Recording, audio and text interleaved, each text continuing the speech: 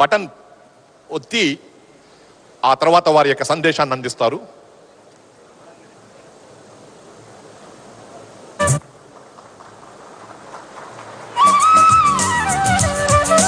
అంతర్జాతీయ సమావేశ మందిరానికి శంకుస్థాపన చేసినటువంటి భారత రాష్ట్రపతి గారికి కృతజ్ఞతలు. తిరుపతిలో అంతర్జాతీయ సమావేశ మందిరం ఈ ప్రపంచ తెలుగు మహాసభల సందర్భంగా ఏర్పడబోతుంది. ఇప్పుడు భారత రాష్ట్రపతి గారి యొక్క సందేశం.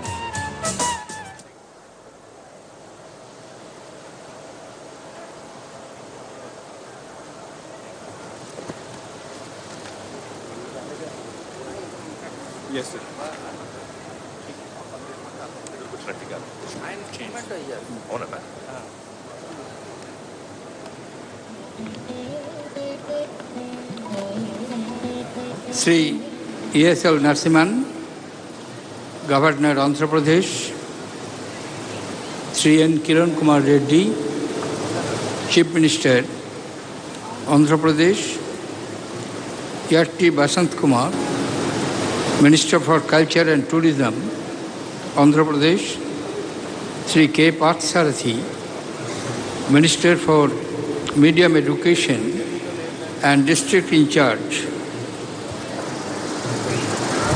Srimati Galla Aruna Kumari, Minister of Mines and Geology, Government of Andhra Pradesh, Dr. Chintamohan, Member of Parliament, Sri Srinivasulu Reddy, MLC, Mandli Buddha Prasad, Chairman, Official Language Commission, distinguished delegates, participants, ladies and gentlemen, coming from abroad to take part in the 4th World Telugu Conference. It gives me immense pleasure to attend the 4th World Telugu Conference and address an audience consisting of so many distinguished personalities. I am happy to note that the government of Andhra Pradesh, through this conference, is making a comprehensive attempt for promoting Telugu language and literature. I understand that exposition of books, conduct of cultural programs, convening of seminars and publication of special magazines from part of the activities being organized in connection with this conference. Telugu is one of the oldest classical languages of India. The word Telugu was probably derived from Triling or Trilinga Desha, the country of the three links, as according to legend, Lord Shiva descended as Linga on three mountains, namely Kaleshwara, Srishailam and Bhimeshwara, which dot the Telugu region. Linguistic experts believe that Telugu was split from Proto-Dravidian language between 1500 to 1000 BC.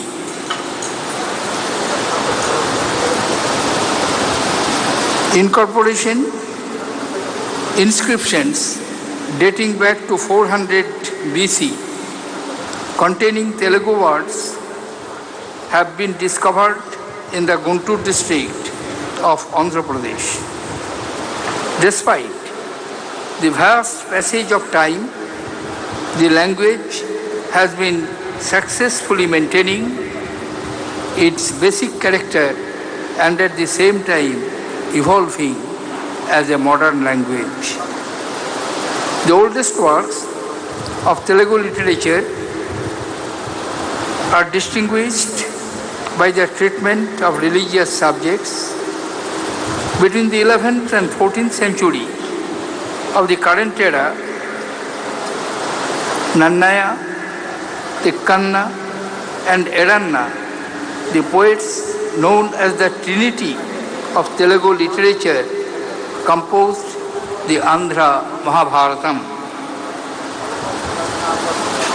Telugu literature probably began to take shape with the composition of this great epic in Telugu. In the 13th century, Ranganath Ramayana by Gondabuddha Reddy was a pioneering work in Telugu on the theme of Ramayana. This great piece of literacy work has now become integral part of the Telugu culture. Telugu has rich literacy and grammatical tradition. Various forms of literature abound in the Telugu language, such as prabandhams, which are stories written in verses from Telugu literature, has also resorted to a unique form of verse called Champu, which is a beautiful mixture of prose and poetry. To make Telugu literature more comprehensible to the masses and draw more admirers to the language, Dipadi or couplets and Shataka or 100 verses came to be written. These include Dasharasi Shataka, Bhadmana Shataka. Telugu grammar owes much to Prabhastu Chinnaya Shuri, who undertook extensive research on the grammar of the Telugu language and wrote Balo Bakaram.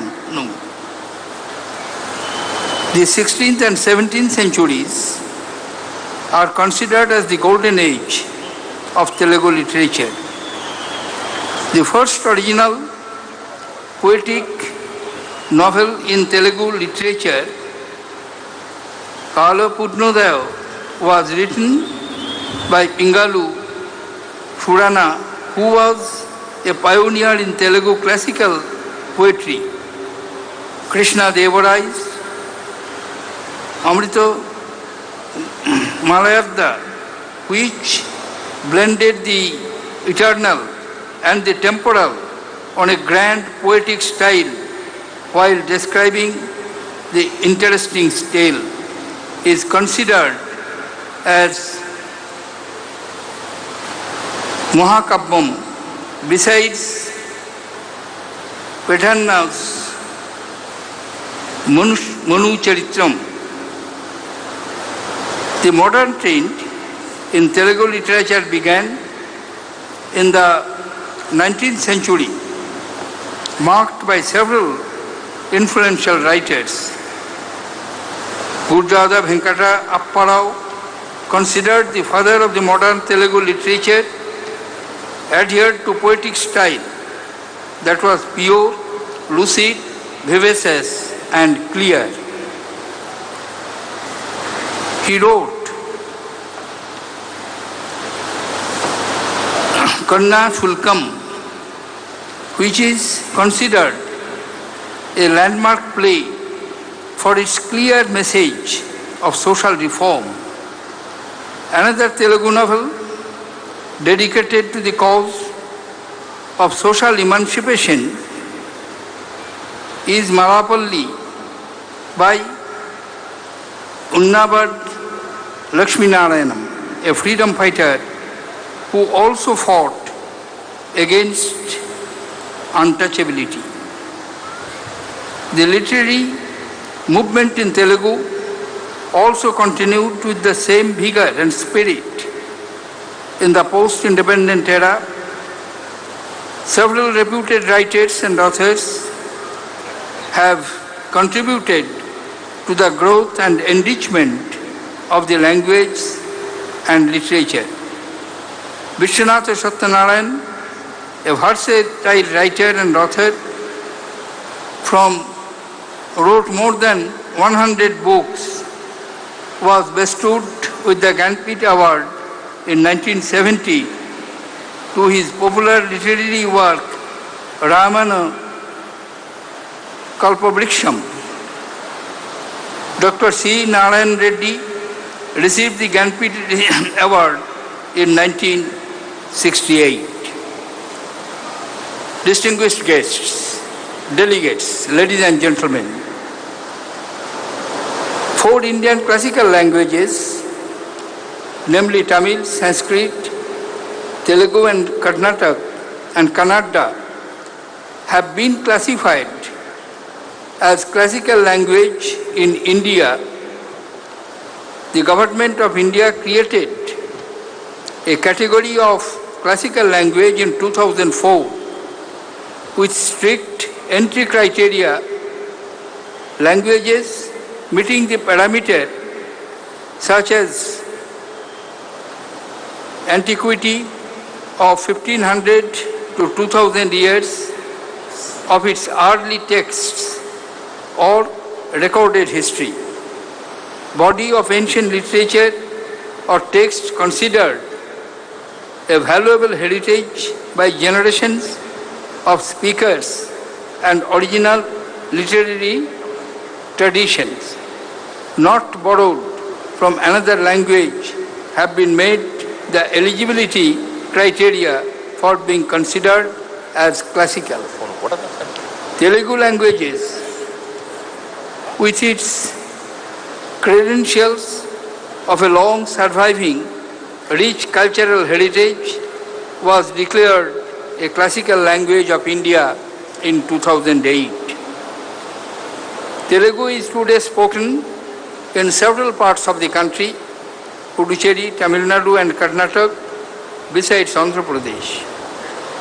Its reach also extends beyond shores of this country. Telugu-speaking Indian diaspora are present in significant number in USA, UK, Australia, New Zealand, Canada, Malaysia, Singapore, Mauritius and South Africa. It's important that the antiquity of the Telugu language and civilization must be further explored. Having declared Telugu as a classical language, it is our responsibility to make every effort for its healthy growth and development so that posterity can benefit from the vast knowledge and ideas that rest with this language and literature. There is a need to have concrete plans for creating awareness about Telugu languages and literature among today's youths. Steps must be taken to consider all research works and in Telugu history undertaken so far and to identify and encourage new research projects apart from the consolidation of the old projects. The use of Telugu in public administration and education should also be popularized and encouraged.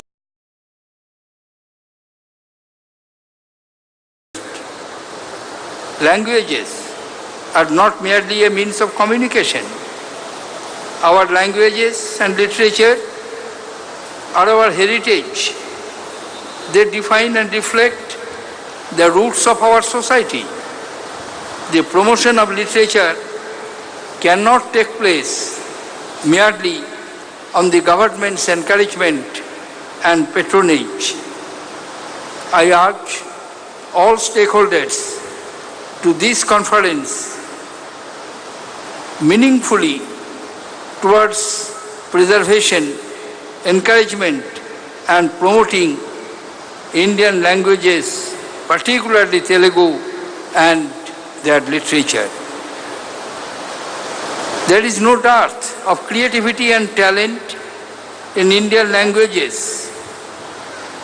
While Indian writer writing in English language has excited the world, we need to create platforms to provide greater exposure to the Indian languages so that the creativity embodied in Indian literature is spread across the world. The Fourth World Telugu Conference is an opportunity for the eminent personalities, poets, writers, intellectuals, contributors, artists gathered here to give a new dimension and vision to the Telugu language. I am told that the conference is being held in Andhra Pradesh after a long gap of 37 years. It would be useful to hold such conferences more frequently. I am sure that ideas and the action points that emerge from this conference and the deliberations of the delegate during the next 3 days will be examined by the state government and Government of India, and measures undertaken to translate them into reality would be undertaken. I offer my best wishes for the all-round success of this 3-day conference. I wish the conference Godspeed and all-round success. Thank you, ladies and gentlemen, for the patience. Jai Hind. భారత రాష్ట్రపతి శ్రీ ప్రణబ్ ముఖర్జీ గారికి ఆంధ్రప్రదేశ్ ప్రభుత్వం తరపున ఆనంద నిలయాన్ని యొక్క సాక్షిగా వారికి బహుకరించడం జరుగుతూ ఉంది. ఆనంద నిలయ జ్ఞాపిక బహుకరణ. ఆ తరువాత భగవద్గీత తెలుగు లిపిలో తాళపత్రాలపై ఉండేటువంటి దాన్ని కూడా భారత రాష్ట్రపతి గారికి బహుకరింపబడుతోంది.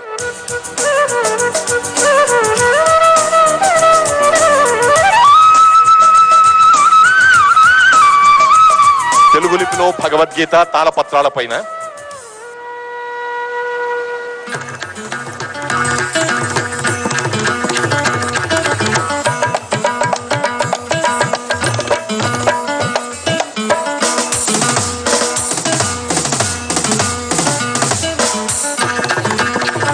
ఇప్పుడు కొన్ని క్షణాల్లో జనగణమన జాతీయ గీతం. అందరూ లేచి నిలబడాల్సిందిగా మనవి.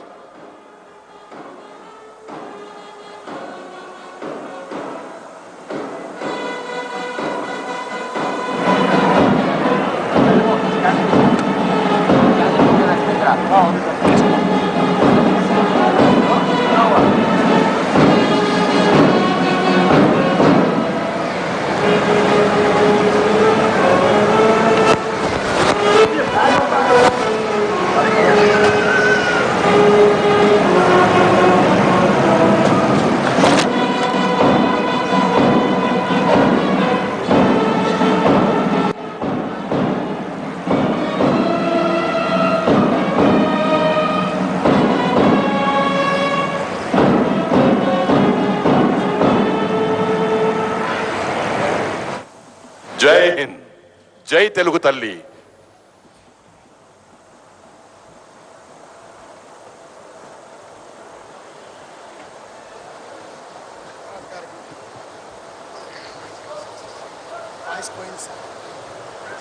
భారత రాష్ట్రపతి గారు నిష్క్రమిస్తున్నారు. వారు వెళ్లేదాకా ఎవరి స్థానాల్లో వారు నిలుచున్నట్టయితే ఆ తర్వాత ఎక్కడి వాళ్ళు అక్కడి నుంచి స్థానాల నుంచి కదలవచ్చు. దయచేసి సహకరించాల్సిందిగా అశేష ప్రజానీకానికి అభ్యర్థన.